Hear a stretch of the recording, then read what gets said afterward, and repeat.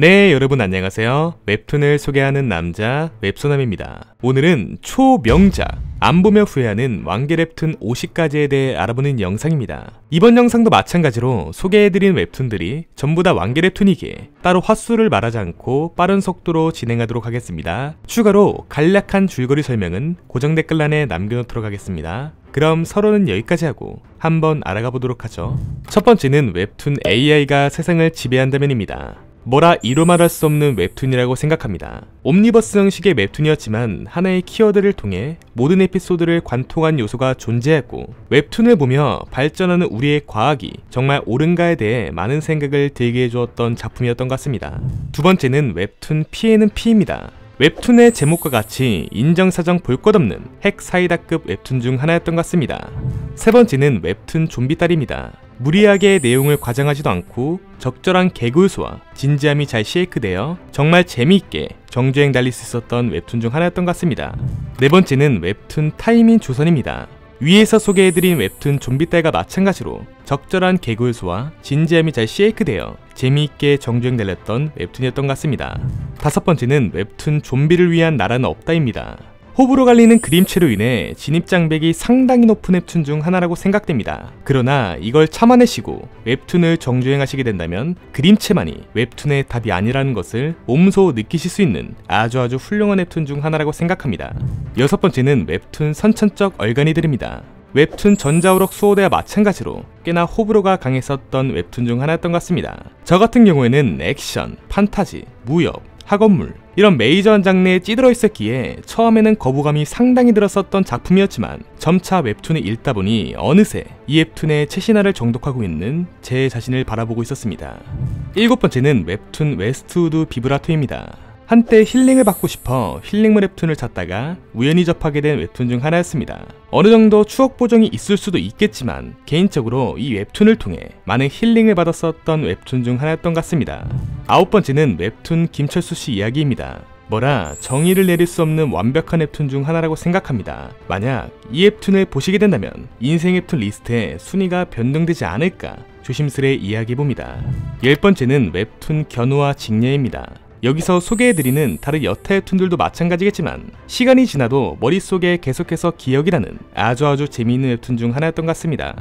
11번째는 웹툰 어서오세요 305회입니다. 웹툰 자체도 정말 재미있는 웹툰이긴 하였지만 이 작품을 통해 성소수자들의 인식을 정말 많이 바꾸어준 훌륭한 웹툰 중 하나라고 생각합니다. 12번째는 웹툰 교수인형입니다. 작가님 특유의 잔혹함과 치밀한 구성이 정말 좋았었던 웹툰이었던 것 같습니다. 13번째는 웹툰 우월한 하루입니다. 위에서 언급했던 웹툰 교수인형과 마찬가지로 이쪽 계열 장르들 중 단연 독보적인 웹툰 중 하나이지 않을까 조심스레 이야기해봅니다. 14번째는 웹툰 나의 목소리를 들어라입니다. 회사 관련 웹툰들 중 가장 재미있게 본 웹툰을 꼽자면 저는 당당히 웹툰 나목들을 뽑을 정도로 정말 재미있게 보았었던 웹툰 중 하나였습니다. TMI로 이 웹툰을 보고 면접에 합격한 사람들도 굉장히 많다고 합니다. 15번째는 웹툰 그녀의 소환수입니다. 최상위 퀄리티를 자랑하는 그림체와 먼치킨 요소가 적절히 녹아들어가 있어 정말 재미있게 정주행 달릴 수 있었던 웹툰이었던 것 같습니다.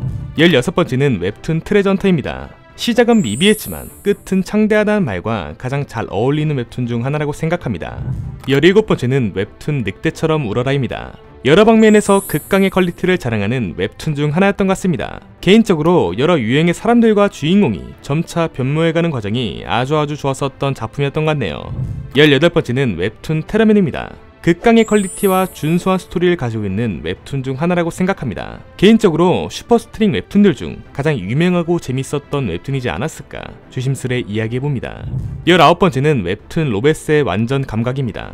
웹툰의 퀄리티가 정말 훌륭한 작품이었지만 그거에 비해 매우 저평가받은 작품 중 하나라고 생각합니다. 20번째는 웹툰 잭슨의 관입니다. 이 작품도 호불호 갈리는 웹툰 중 하나라고 생각합니다. 그러나 블랙 코미디 범죄 웹툰을 좋아하시고 그림체가 입맛에 맞다면 정말 재미있게 정주행 달릴 수 있는 웹툰이라고 생각합니다. 21번째는 웹툰 고레벨입니다. 훌륭한 그림체와 스토리, 매력적인 캐릭터들, 시대적 배경과 고증을 정말 잘 나타낸 아주 훌륭한 웹툰 중 하나였던 것 같습니다. 22번째는 웹툰 김탕정 사용 설명서입니다. 사이버펑크 웹툰을 소개할 때 꼭 빠져서는 안 될 웹툰 중 하나라고 생각합니다. 그러나 호불호가 심하게 갈렸던 것 같습니다. 23번째는 웹툰 이태원 클라스입니다. 드라마로도 엄청나게 사랑받은 작품이었지만 그거와 더불어 웹툰도 드라마에 못지않게 아주 잘 만든 웹툰 중 하나라고 생각합니다. 24번째는 웹툰 방백남녀입니다. 웹툰 당신의 과정이 누구나가 겪기 쉽지 않은 웹툰이었다면 이 웹툰은 누구나가 공감할 수 있는 웹툰 중 하나라고 생각합니다. 또 질질 끌지 않고 박수 칠 때 떠난 아주 훌륭한 웹툰이었던 것 같네요. 25번째는 웹툰 훌의 자식입니다. 한때 엄청난 유행을 불러일으켰던 웹툰 중 하나였던 것 같습니다. 역시나 이런 느낌의 웹툰은 단연 김카미님이 최고이지 않을까 조심스레 이야기해봅니다. 26번째는 웹툰 남과 여입니다. 연애에 관한 20대 남성과 여성의 관점을 정말 현실적으로 그려낸 작품이라고 생각합니다.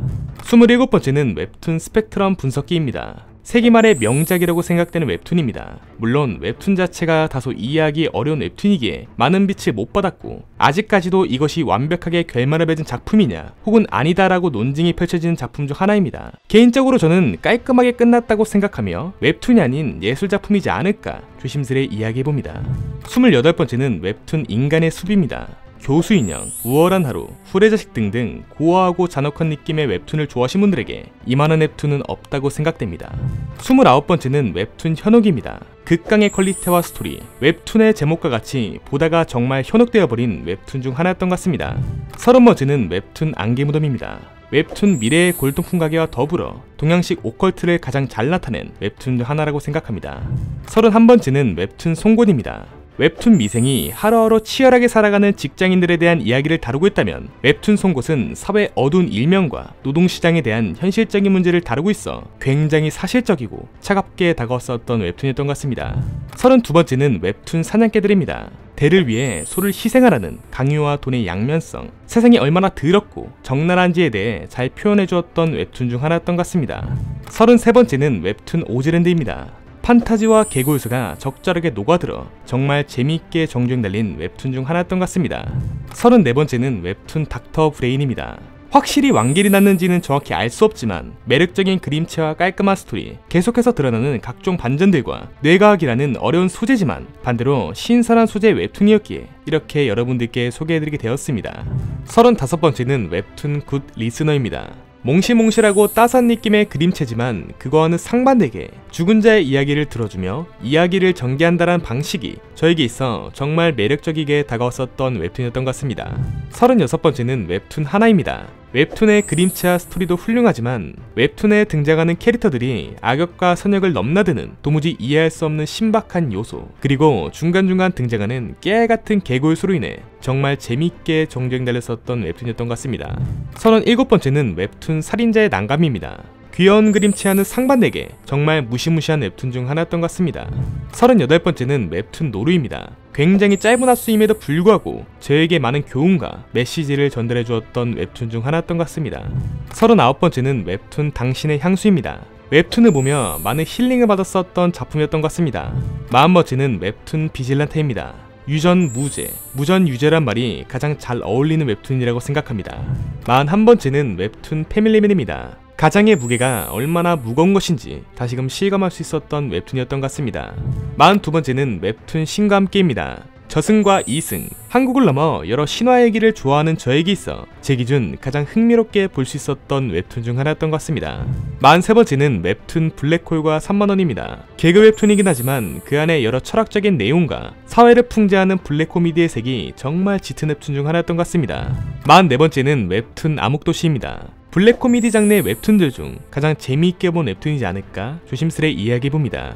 45번째는 웹툰 로스트입니다. 엄청난 그림체와 스토리, 부족한 게 단 하나도 없는 명작 웹툰이라고 생각합니다. 그러나 웹툰을 연재할 당시 웹툰의 작가님께서 잦은 지각으로 인해 정말 훌륭한 작품인데도 불구하고 별점테러를 당해 아쉽게 빛을 발하지 못하고 서서히 잊혀진 정말 아쉬운 웹툰 중 하나라고 생각합니다. 지금 와서 생각해보면 혼자서 이런 압도적인 퀄리티의 작품을 일주일이라는 시간에 연재를 한다는 것이 사실상 불가능에 가깝다고 느껴진 웹툰이었던 것 같습니다. TMI로 아직까지 무료로 볼 수 있는 작품이기에 혹여 아직 웹툰 로스트를 안 보셨다면 한번 정주행 달려보시길 적극적으로 추천드립니다.